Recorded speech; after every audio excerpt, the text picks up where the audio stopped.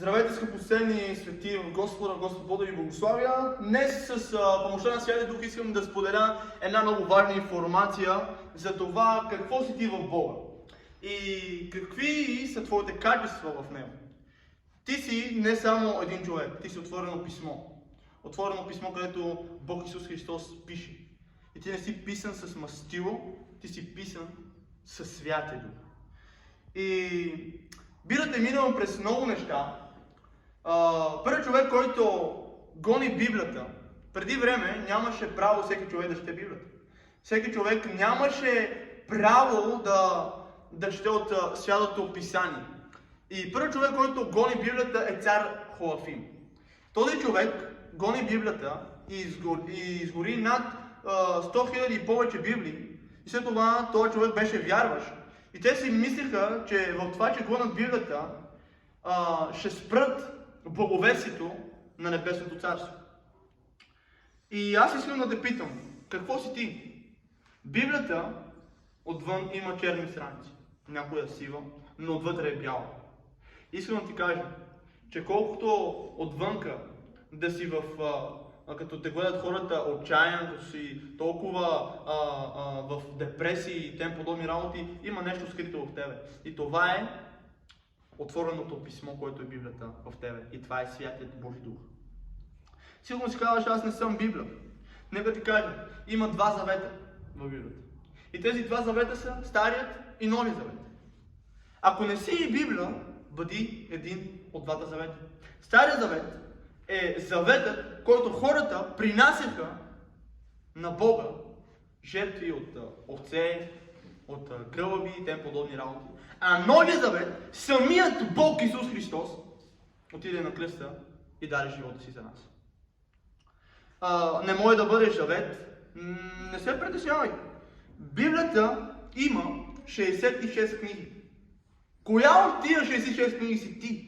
Сигурно си казваш, аз съм в началото, Битие. Да, но ти стигнеш до 50-та глава на Битие и се връщаш отново в началото. Може си 30 години във вярата, но се връщаш отново там, където си бил. 20 години сигурно си вярваш, но отново се връщаш там. Ако не си Битие, бъди изход. Изход, какво означава изход? Изход, ако го вземем в наш съвремен превод, и мога да го кажем изход от света. Изход от проблемите на това свят. Изход от това какво те притеснява и ти имаш изход в Библията, където може да намериш себе си. Може би не си в изход. Мини в Левит. Левит е книгата, където има жертви. Принасяш ли достатъчно жертви на Бога? Принасяш ли толкова жертви на Бога, колкото трябва?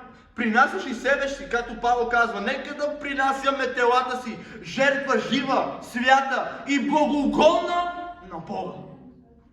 Сигурно не си в Левит. Не се притеснявай. Мини в числа. Математици. Да бъдеш математик, това е най-доброто нещо. Да бъдеш в Библията и да знаеш всичко, да си в Откровение, да знаеш всичко, да си в Битие, да знаеш всичко, да знаеш всичко за Бог. Окей, сигурно не си там. Нека ти кажа нещо. Ако не си в тия книги, мини в Второзаконие. Второзаконие. Какво означава Второзаконие? Второзаконие е втория закон. Закон, който, ако почнем да го видим, и Моисей спомняше на народа. И Моисей спомняше на народа. Това е спомняне за нещо, което си правил преди. Сигурно си спомняш, аз преди бях много вярващ, аз преди не идвах от църквата, аз преди не пушех, аз преди не играех, аз преди това, но сега си във Второзаконие и във втория закон, където законът убива, казва. Буквата убива, а благодата дава живот. Сигурно не си във Второзаконие, мини в Исус Нави. Книгата на превземането. Книгата, където Исус Нави, един от най-главните военачалници, където нямаше нито една загубена битка. Сигурно не си там. Сега мога да кажеш, аз не съм Библия, не съм завет, не съм книга. Не се притеснявай. Библията има 1183 глави. Поне една от тия глави. Сега ще кажеш, каква глава да бъда? Нека ти кажа нещо. Бъди примерно от Коринтияни. Сега ще кажеш, защо от Коринтияни? Например, първо Коринтияни, първа глава се говори за разделение, втора глава се говори за прокламирането Исус Христос, разпнатият. Трета глава се говори за участници на Бога, четвърта глава за служението на апостола, пета глава случая с неморалността, седма глава се говори за проблем в семейството, 8 глава се говори за изобличение към идолите, 9 глава се говори правото на един апостол, 10 глава се говори за жертвеника към идолите, 11 глава се говори за нарушаването на Господната вечеря, 12 глава се говори за дарбите, 13 глава се говори за насърчение към любовта, 14 глава се говори за дарбите на Святи Дух, 15 глава се говори за възкресението, 16 глава се говори за жертвата на светиите. Бъди една от тия глави. Въпросът ми е коя глава си ти. И сега мога да кажеш, аз не съм една глава, не съм Библия, не съм завет, не съм книга. Не се притеснявай. Библията има 31 153 стиха. Бъди един от стиховете. И сега ще кажеш, аз не съм стих, защото най-краткият стих в Библията е Исус се просълзи. Нека ти дам едно откровение. Отвори си Изход 20 глава 13 стих и прочети там какво пише. Там пише един от най-кратките стихове от оригинална превод е не убивай.